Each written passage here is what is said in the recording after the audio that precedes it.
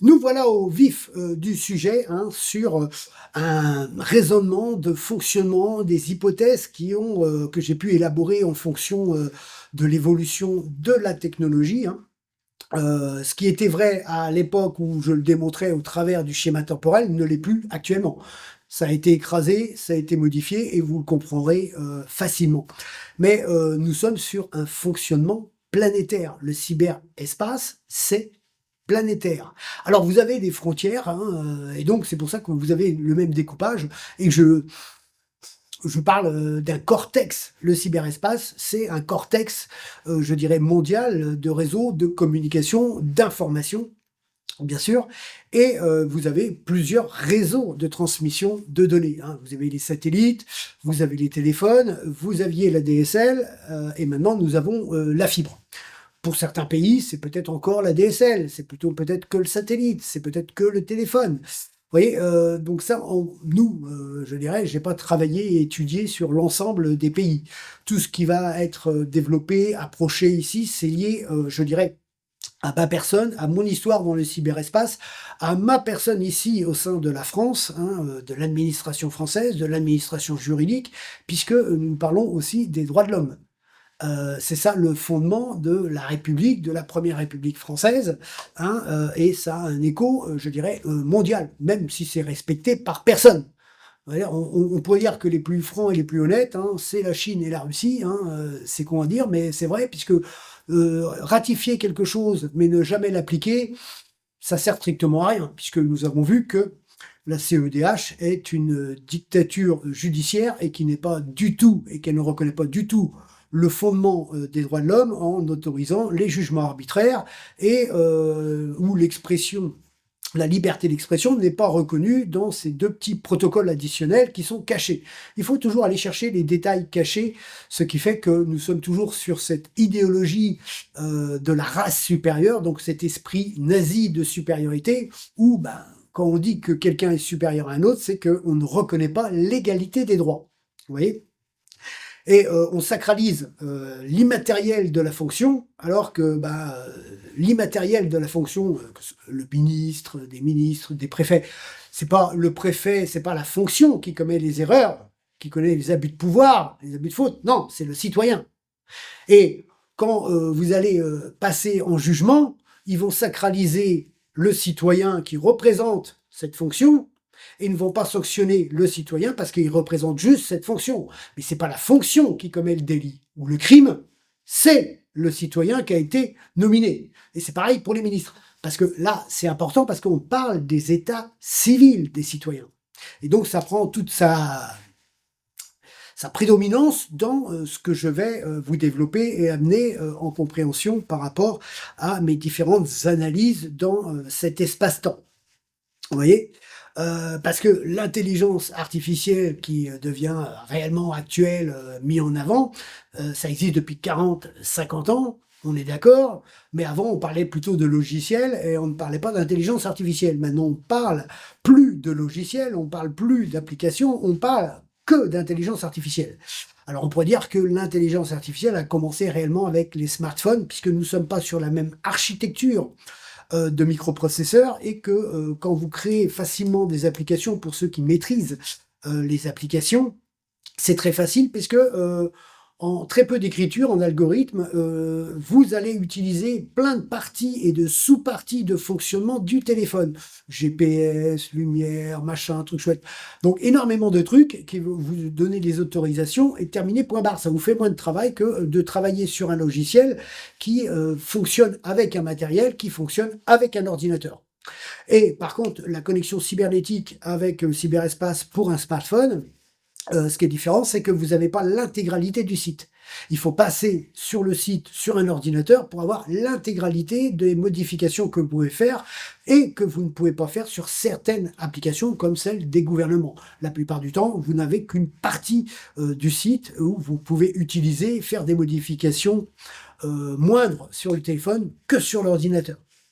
Voilà. Alors là, c'est beaucoup d'informations masse, mais pour comprendre un petit peu la logique, c'est ça.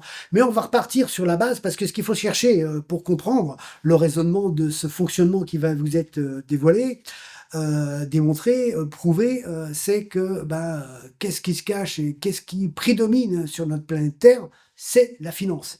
Donc, le commencement du début de la fin, c'est l'interconnexion globale des marchés.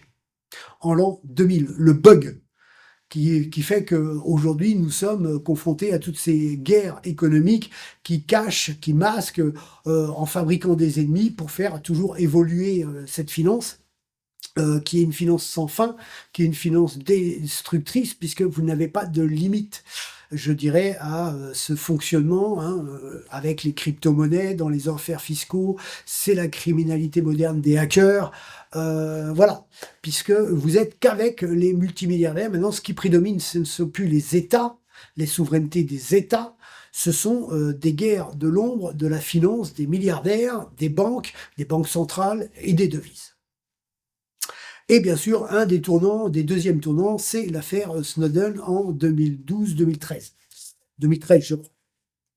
Et on va passer direct sur le schéma temporel pour voir le commencement, l'évolution, avant de voir les schémas sagittaux et de faire la navette pour comprendre et voir toujours ce qui est caché derrière et la simplicité ou la complexité qu'ils en ont fait volontairement pour toujours vous embrouiller pour que vous ne compreniez pas. Alors, ce qui va nous intéresser, la période, c'est entre 2000, bien sûr, l'interconnexion globale des marchés, hein, le bug de la criminalité financière des guerres économiques actuelles, jusqu'à mi-2011, en gros.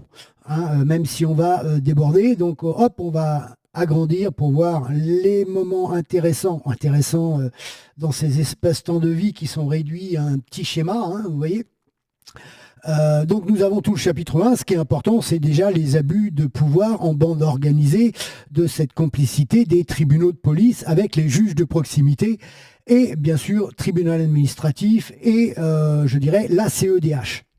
Et surtout la CEDH, la dictature de la CEDH qui cache des protocoles additionnels qui ne reconnaissent pas du tout les fondements des droits de l'homme, l'égalité des droits et bien sûr qui autorise le jugement arbitraire. Et si on autorise un seul jugement arbitraire, c'est qu'il n'y a pas de constitution, c'est qu'il n'y a pas de loi. C'est que c'est au bon vouloir de la toute-puissance et le pouvoir absolu des magistrats. Donc nous sommes dans une dictature judiciaire du pouvoir de l'Empire Union européenne qui veut imposer un État fédéral absolu. Et c'est pareil, comme on a pu le voir hein, dans le sous-chapitre 6, pour la liberté d'expression, hein, l'omerta, en ce qu'on connaît au quotidien maintenant, hein, avec le détournement, c'est plus important pour eux de nous montrer les mains aux fesses de Gérard Depardieu que plutôt la criminalité réelle du président, le sarco-criminel. Hein, les pots de vin, la grande corruption, la corruption internationale, parce que c'est ce qu'on va voir un petit peu très rapidement là avec l'euro-président actuel et la guerre ukrainienne, l'OTAN et l'Empire Union européenne. En schématisant, vous allez voir, vous allez tout comprendre très rapidement. C'est que sont des manipulateurs, cette criminalité internationale française. Donc voilà, donc je suis toujours à cette époque sur ma tour au début, je ne peux maîtriser l'ensemble du matériel, il y a trop de petits virus qui nous buguent les systèmes d'exploitation à l'époque, hein, puisque à cette époque, hein, ils cherchaient plutôt ceux qui avaient des logiciels craqués, parce que tous les logiciels étaient payants. Et à cette époque, on ne parlait que de logiciels, on ne parlait pas d'intelligence artificielle. L'intelligence artificielle était à ses tout débuts. Alors ils en parlaient sur des calculateurs pour les combats d'échecs, voilà, la machine face à l'homme. À cette époque-là, on parlait juste sur 2 ou 3 principes. On parlait d'intelligence artificielle, autrement on parlait que de logiciels ici. Donc quand j'ai compris que d'une manière ou d'une autre, il fallait attendre au moins 20 ans pour avoir la maîtrise absolue, que le cyberespace augmente pour avoir une tour qui me permet d'être autonome, hein, ce qui a été le cas en 2021-2022. Donc, pour la simplicité, je suis passé sur ordinateur portable avec le HP. Donc, avec les CD, là, j'étais autonome. S'il m'arrivait un bug, je pouvais réinitialiser. J'avais mon matériel à côté, puisque j'étais équipé de scanners portables, tout ça, quand j'avais mon entreprise. Et donc, bien sûr, j'avais les CD. Donc là, j'étais quand même autonome. Ça demandait du boulot, c'est clair.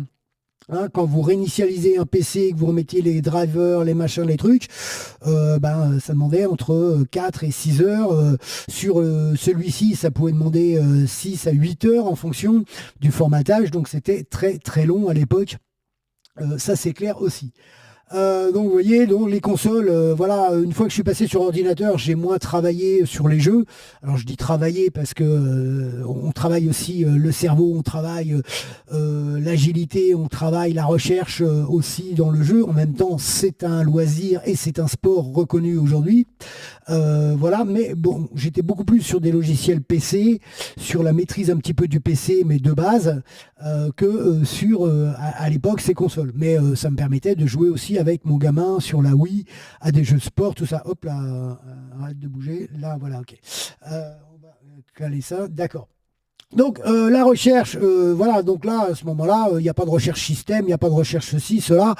Je vis ma vie malgré tous les abus et tout ce qui est dans cet espace-temps, hein, Orange, les conseils de quartier, les conseils d'école, tous les coups pourris que vous font les élus locaux des divers gauches socialistes, hein, parce que là vous êtes toujours sur du harcèlement, de la manipulation qu'on verra au travers de la procédure 1. Et là on arrive sur la procédure 2. C'est quand je découvre le faux et l'usage de faux en bande organisée de la cour d'appel de Rennes, hein, que l'on verra avec, je dirais, le président et le premier président qui a été Mondenex.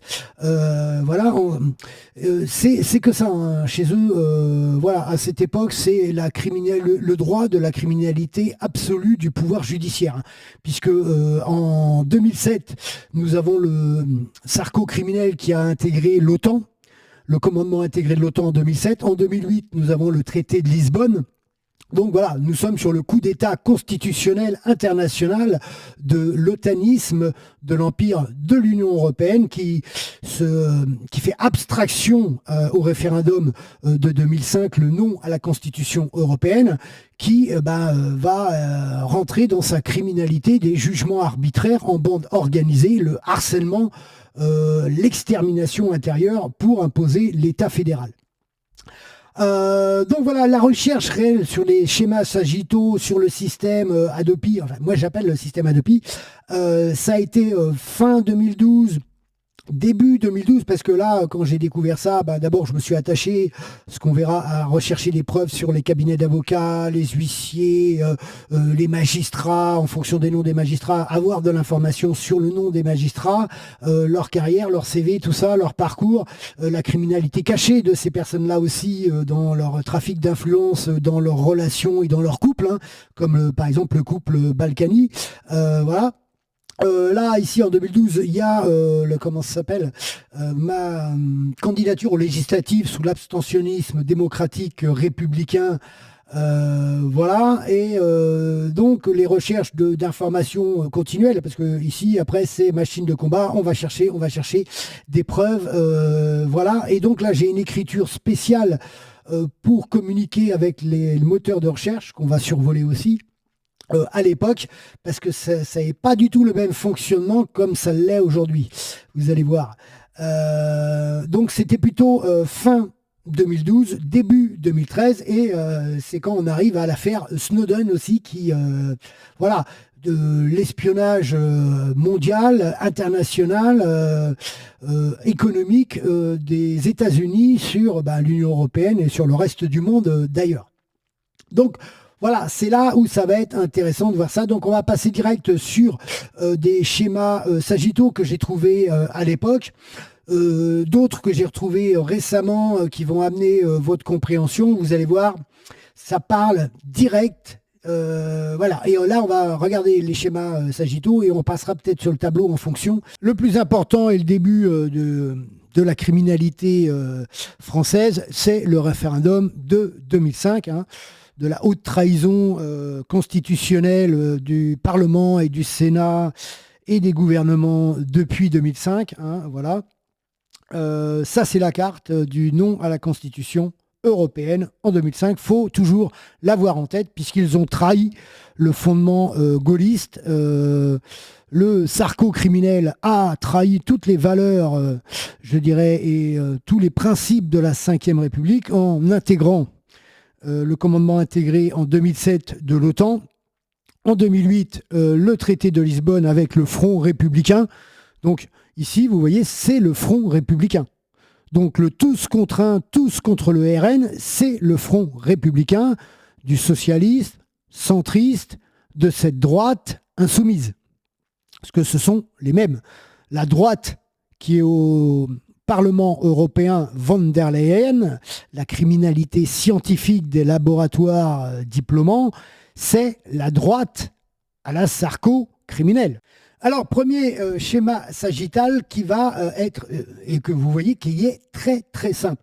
Voilà, la Ve République, ça se résume à ça, dans un fonctionnement clean, vous voyez.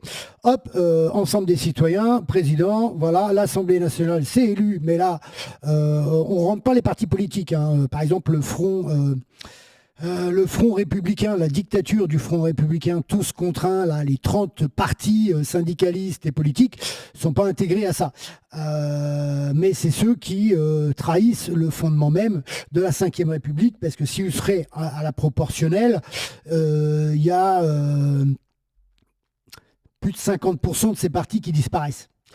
Et encore 50%, je suis gentil, au niveau de l'Assemblée nationale. Voilà, le Sénat, les grands électeurs, voilà, institution de la Ve République. Donc ce schéma sagittal est très simple, facile à comprendre. Sauf que là où on est manipulé et trompé, c'est que ce schéma fait partie d'un ensemble. Et cet ensemble, ici, on ne le voit pas.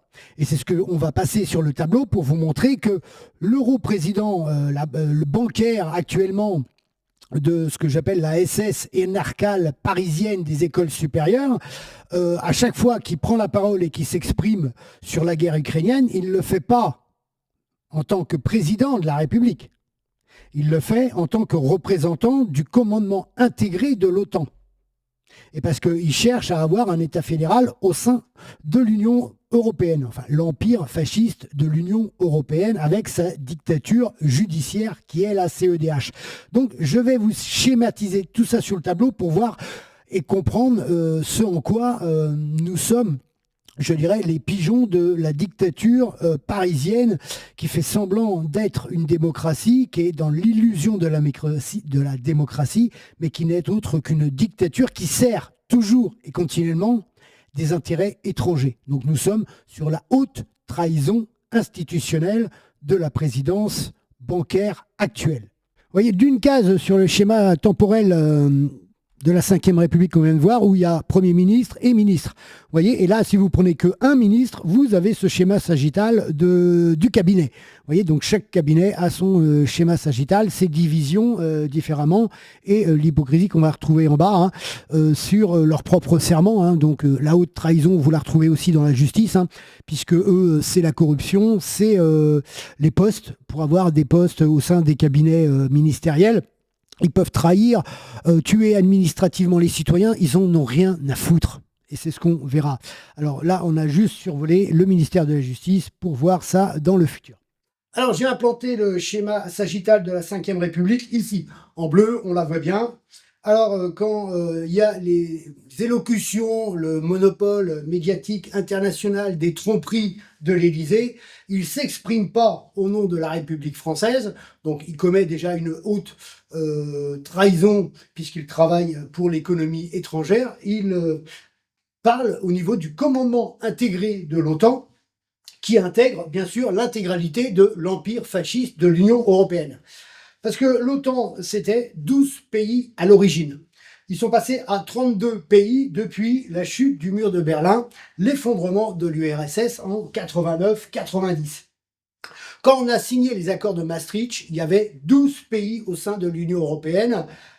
C'était pas l'Empire, et ils sont passés à 15 de plus, donc nous sommes à 27. Et ils continuent l'impérialisme du colonialisme territorial financier. Tout ça, c'est pour leur guerre économique. On n'en parle pas, mais ça, c'est la guerre économique. Donc, il y a 3 continents, l'Amérique du Nord avec les Américains et les Canada. Donc après le wokisme du Canada, nous avons le côté financier et bancaire du Canada. La Turquie, ben, c'est l'Asie. Le reste, c'est l'Europe, hein, puisque la Russie, l'Ukraine, les Anglais et l'Islande font partie de l'Europe, mais ne font pas partie de l'Union européenne, hein, puisque les Anglais n'ont même pas, je dirais, l'euro. Hein. Eux, ils ont gardé leur indépendance monétaire, ce qui fait la force aussi des Anglais. Ce qui n'est pas affiché non plus ici, et vous voyez bien qu'il y a une séparation, c'est-à-dire que l'Ukraine ne faisait ni partie de l'OTAN, ni partie de l'Union européenne. Ils font comme si c'était logique qu'elle appartienne à l'Union européenne pour ruiner notre agriculture française. Parce que tout ça, c'est encore caché, c'est mentir sans arrêt continuellement. Ils vont cacher l'histoire de la Russie et de l'Ukraine, hein, parce que la Russie et l'Ukraine, c'est 500, 600, 700, c'est un millénaire d'histoire. En commun qu'ils ont. Hein. Ce sont des frères. Il ne faut pas confondre avec les États-Unis, hein, les serviettes et les torchons, hein, parce que là, ils ont que 2 siècles d'existence historique, les ricains. Hein. Donc voilà, et donc il y a des traités et des accords passés entre la Russie et l'Ukraine historiques quand c'était les tsars, la monarchie, on va dire. Et sous l'URSS, ça a été pareil. Peut-être ils ont eu des traités et des accords.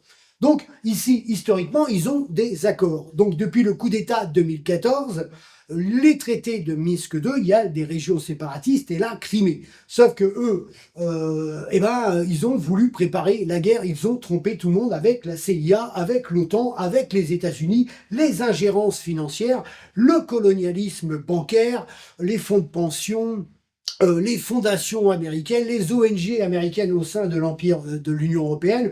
On le voit bien au sein même des élections en ce moment où c'est la dictature judiciaire en Roumanie qui met de côté tous les nouveaux candidats d'opposition qui dérangent la dictature de la droite sarko-nazie à la von der Leyen. Hein, c'est la corruption généralisée avec les laboratoires américains Pfizer. Donc là, vous êtes sur l'ingérence, parce que si on applique le droit international, premièrement, l'Ukraine ne fait ni partie de l'OTAN, ni partie de l'Union européenne, point barre. C'est vrai, c'est comme ça. Nous n'avons aucun intérêt, nous n'avions aucun traité avec l'Ukraine, c'est vrai. Nous avons l'ONU qui représente 197 pays dans le monde. Donc nous ne parlons pas de 32 pays de l'OTAN. Nous parlons de 197 pays sur les 5 continents qui intègrent l'Asie et l'Afrique. Et donc là, vous avez 5 vétos, russes, chinois, anglais, français, américains. Et à la dernière guerre de l'OTAN, pour satisfaire et tuer le témoin gênant du sarco-criminel, la guerre en Libye, vous aviez les vétos de la Russie et de la Chine qui n'ont pas été reconnus par l'ONU. Donc l'ONU, nous sommes avec des organisations bidons qui nous coûtent des millions, des dizaines de millions d'euros, qui a coûté des centaines de millions, des milliards au travers de l'histoire, pour des organismes, des hommes de paille qui sont corrompus au pouvoir et à l'argent des milliardaires américains avant tout. Parce que s'ils n'ont pas d'histoire, l'Amérique, hein, c'est le pays où il y a plus de milliardaires au monde. Les 100 premiers, c'est presque sur les 100 premiers milliardaires, ce sont les États-Unis, hein, qui ont profité de toutes les guerres, qui ont profité de l'esclavagisme. Hein, et les États-Unis, hein, bien sûr, c'était l'Empire anglais et l'Empire français à l'époque. Voilà. Et bien sûr, tous les prisonniers, parce qu'on envoyait tous nos prisonniers à l'époque là-bas aussi. Donc ça, c'est clair. Donc c'est un mélange hétéroclite. Hein. Voilà. Donc, sur le droit international, je veux dire, la Russie est légitime. Alors, moi, je ne prends pas parti, hein, je dis ce qui est la vérité et la légitimité territoriale de leurs relations internationales et historiques qui sont cachées, manipulées par ces médias. Ça, c'est la vérité. Le droit international n'existe pas parce que vous avez derrière ça toute l'ombre, tout ce nazisme financier qu'on ne voit pas et qui est intégré au cortex général du cyberespace. Ce que vous allez comprendre bientôt avec aussi nos états civils. Que là, vous voyez, on ne met pas de nom, je ne mets pas de nom, on parle que de pays. Vous voyez, le nom, là, la République française, je parle de l'Élysée, je ne parle pas... Bon, Macron en ce moment, bien sûr, qui représente seulement que 4% de l'électorat global français. Et bien sûr, le seul pays qui n'a pas la proportionnelle intégrale parlementaire, c'est la France pour maintenir la dictature avec leur fichier S qui se passe au Parlement, les fichiers S, avec l'islamisme qui tue des citoyens français sur notre territoire. Ce n'est pas la Russie qui vient tuer des citoyens français, non, c'est l'islamisme qui est soutenu et défendu aussi par l'Élysée au travers de la Turquie qui fait partie de l'OTAN. Ça, c'est la vérité. Et bien sûr, l'Algérie aussi, bien sûr, faut pas en parler, hein, c'est normal, les Algériens ont le droit de tuer des Français, c'est normal, l'Élysée trouve ça tout à fait normal. On passe, on va voir maintenant l'EDF, la finance, on va survoler deux, trois trucs là intéressants aussi pour comprendre, parce qu'il faut comprendre un tout pour s'approcher d'une vérité, de la vérité, d'un fonctionnement que plus personne ne contrôle, mais que qu'est-ce qui prédomine toujours? Ce qui est caché, c'est la guerre économique, c'est l'économie cybernétique. Médias français qui possède quoi? Alors ça date de 2016, hein, c'était peut-être dans ma recherche d'informations cybernétiques contre le groupe SIPA. J'avais trouvé intéressant ce schéma. Donc 2016, ça remonte quand même à peu près à 9 ans. Ça c'est clair. Donc là, bien sûr, ça a évolué, mais ça donne une idée générale de toutes ces familles que l'on voit et qui sont proches du pouvoir au quotidien dans les déplacements étrangers, hein, pour les familles Bouygues, Rothschild, Vivendi, Bolloré, Dassault, hein, ça c'est clair. Donc la République française, on est juste ici sur cette petite partie-là, avec l'Allemagne sur Arte. Vous avez le ministre Tapie, bien sûr, vous avez aussi les banques, hein, comme le Crédit Mutuel et Ferrand, hein, donc tous les passe-droits, parce que derrière, c'est le trafic d'influence des médias. C'est pour ça qu'ils sont cul et chemise entre eux pour garder, monopoliser et tromper au quotidien le peuple français. Être dans les désinformations au quotidien, dans le mensonge au quotidien, parce qu'ils ne savent faire que ça. Manipuler, c'est le principe de tous les harceleurs, de tous les escrocs. Voilà. Il n'y a plus d'honneur, il n'y a pas de valeur, ça n'existe jamais dans la finance, ça n'existe jamais chez eux. Voilà, ils ont détruit ça pour, je veux dire, c'est comme le wokisme, hein, faire croire qu'en fait, que vous n'êtes pas un homme, vous n'êtes pas une femme, voilà, vous êtes juste le produit qu'ils veulent que vous soyez. En gros, ça se résume à ça.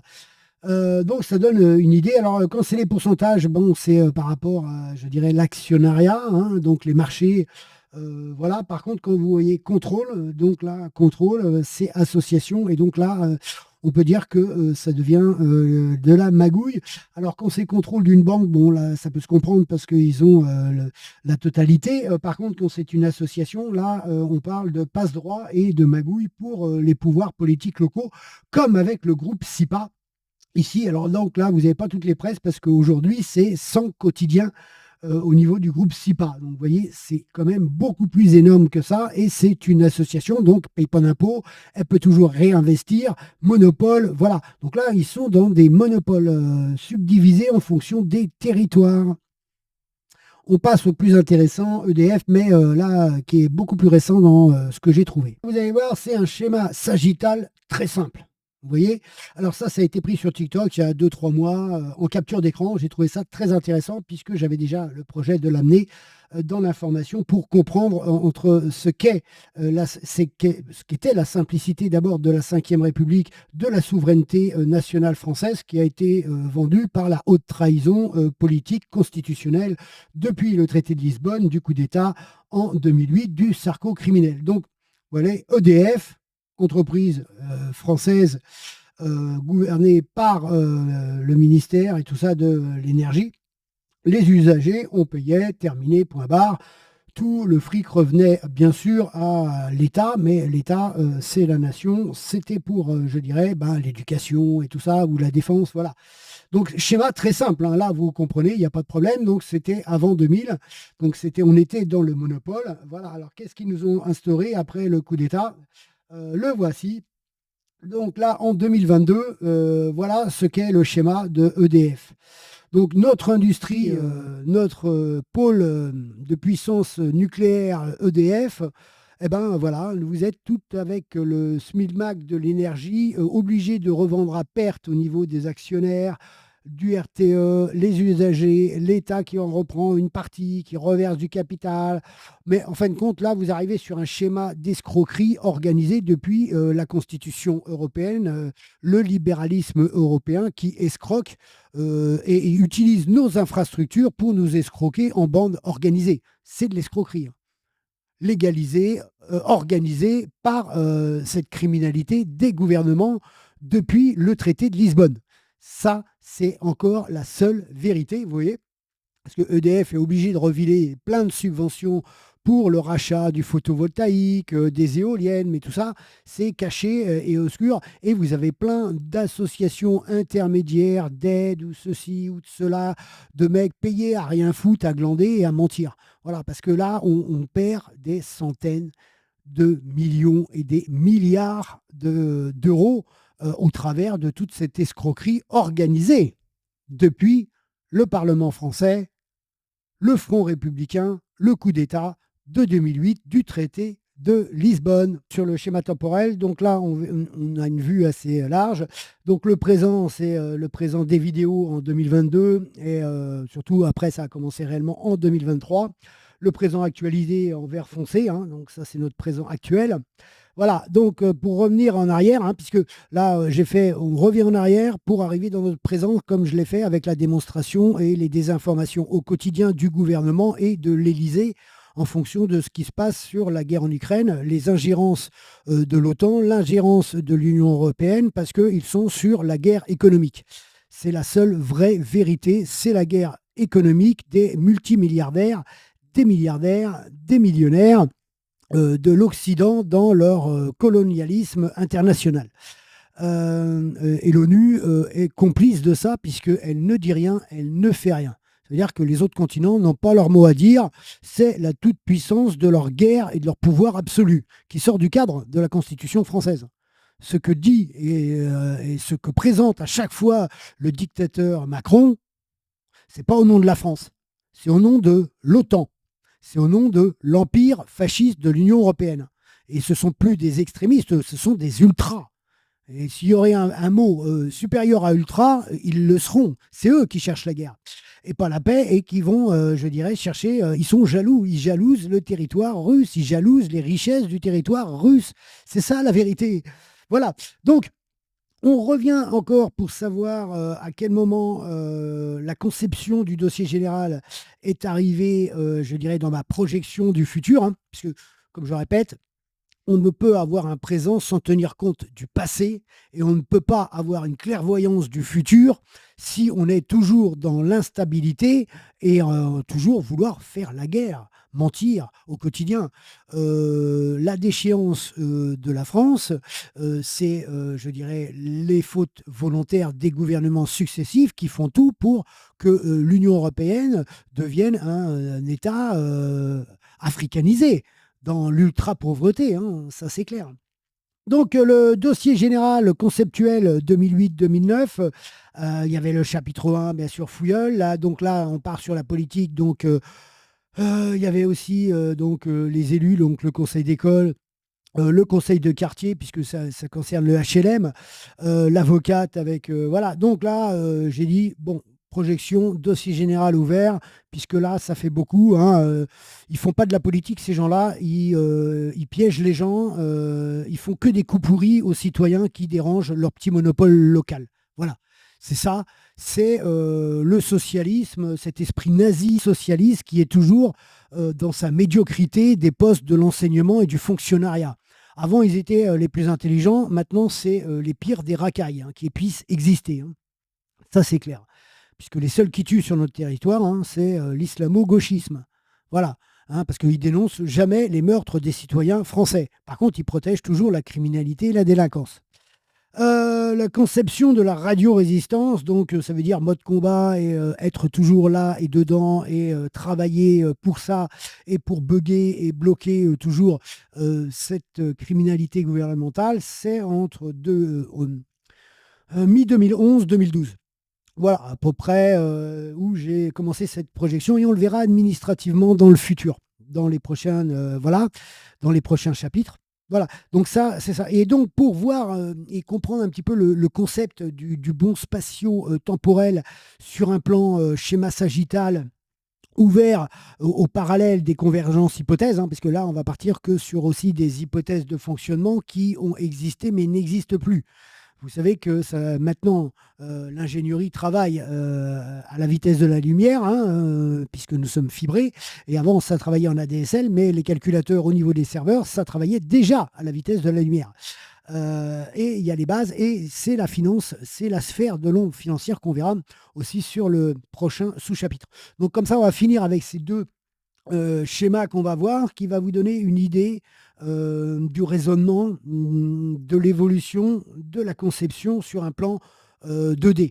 Hein. Ça parle plus aux gens, puisque autrement, voilà. Et l'intelligence artificielle, ça fonctionne exactement pareil. C'est des algorithmes qu'on met dans des cases qui donnent accès, je dirais, au calculateur pour aller se servir, interroger en fonction des mots-clés.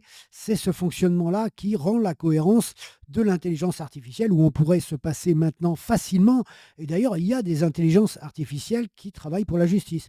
C'est-à-dire que maintenant, vous allez avoir des diplômes bidons, des copinages, des familles et des cadres supérieurs, puisque ils n'auront plus rien à faire. Ils travailleront qu'avec des outils payants d'intelligence artificielle qui feront le boulot à leur place. Avant de voir les schémas, on voit les écritures, comment je les ai eues, comment je communiquais, enfin une partie de ma communication avec les moteurs de recherche à l'époque, parce qu'à l'époque, il n'y avait pas de limite de mots-clés. Donc quand j'ai commencé, quand j'ai trouvé ça, donc en 2011, 2012, 2013, à ce moment-là, il n'y avait pas de limite des mots-clés, donc c'était intéressant. Et il allait chercher en profondeur de tout ce qu'il pouvait avoir sur le web dans les noms de domaine. Hein, voilà, les noms de domaine, donc les frontières, donc les points .fr, tout ça.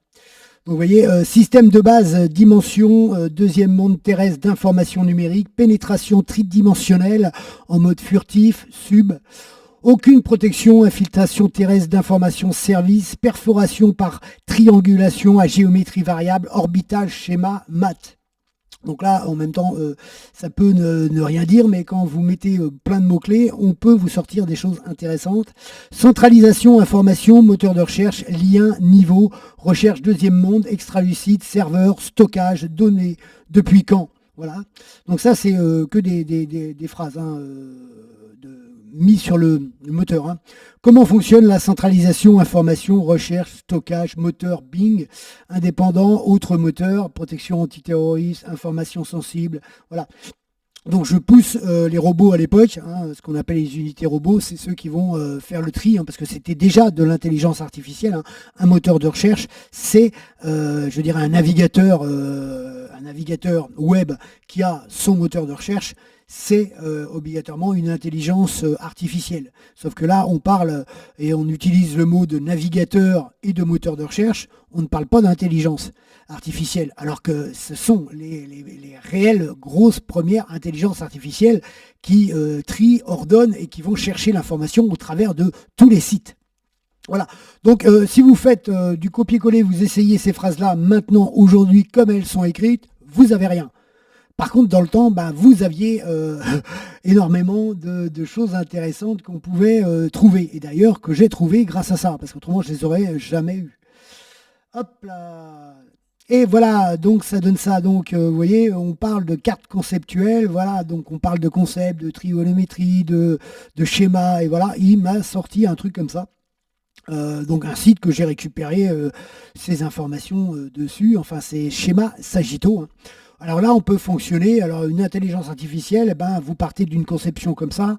Et voilà, là vous avez les savoirs organisés, et puis après vous avez les différentes hypothèses, les trajectoires des hypothèses, vous avez les différentes procédures, hein, comme je fais avec les différents chapitres, hein, où je sépare le civil, du pénal, du tribunal administratif, voilà.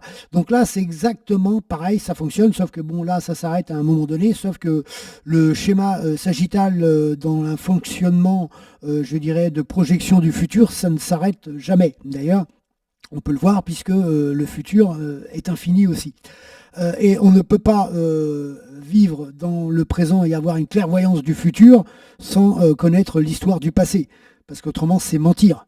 Et si c'est mentir, c'est escroquer, manipuler, et donc vous n'êtes pas dans la clairvoyance d'un futur. La vie ne ment pas, la vie ne triche pas. Vous voyez, c'est ça. Donc soit on est dans le symbole de la vie, de nos sociétés, je dirais d'une cohérence, d'une paix, d'une harmonie, et là nous avons la clairvoyance d'un futur possible.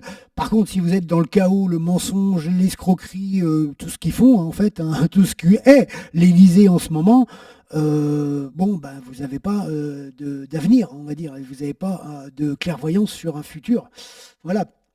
Ça c'est clair. Donc voilà comment peut fonctionner ou comment vont travailler et les autres schémas Sagittaux que je vais trouver et qu'on verra dans le prochain sous-chapitre. Et l'autre qui était intéressant aussi par rapport aux infrastructures, voilà, donc là le nuage qu'on a vu sur les différents sous-chapitres, donc là il nous met 4 ordinateurs, vous voyez, poste de travail, donc une tour, un portable, un téléphone portable, une tablette.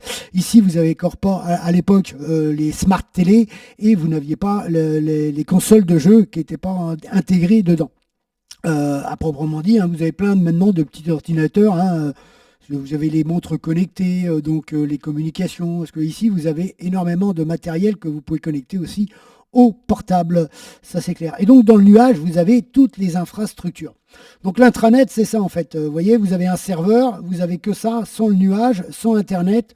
C'est l'intranet, vous travaillez sans avoir Internet et sans être connecté à Internet. Donc un système serveur interne à une entreprise, on appelle ça un système intranet, et c'est impénétrable puisque vous n'avez pas de connexion extérieure si vous n'êtes pas connecté au cyberespace. Et donc ils ont utilisé à un moment donné les nuages pour essayer de se sécuriser, mais en fin de compte ils se sont fait pénétrer à un moment donné par les nuages.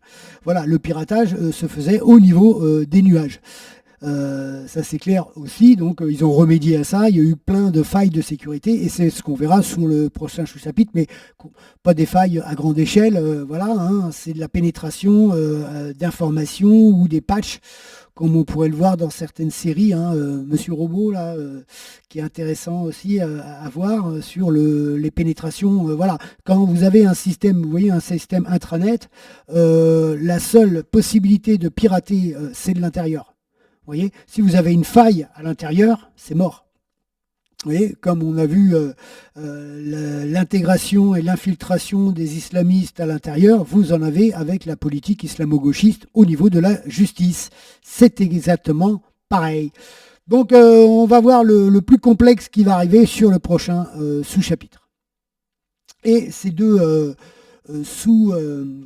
schémas Sagittaux, je pourrais les réutiliser pour ramener encore le raisonnement à cette conception, vous voyez, qui parle beaucoup plus à des citoyens que si je prendrais des mots. Vous voyez, le schéma, la 2D, le papier, la visualisation, je dirais, pour ceux qui ne connaissent pas du tout l'univers cybernétique, les intelligences artificielles, tout ça, là, ils peuvent le comprendre, ils peuvent le concevoir. Et tout ça, vous ne le verrez jamais, bien sûr, traditionnellement, parce que il ne faut pas que les gens soient intelligents. Comme vous êtes avec une oligarchie, vous êtes avec une dictature et une ombre de ce nazisme financier, il ne faut pas que les citoyens soient intelligents.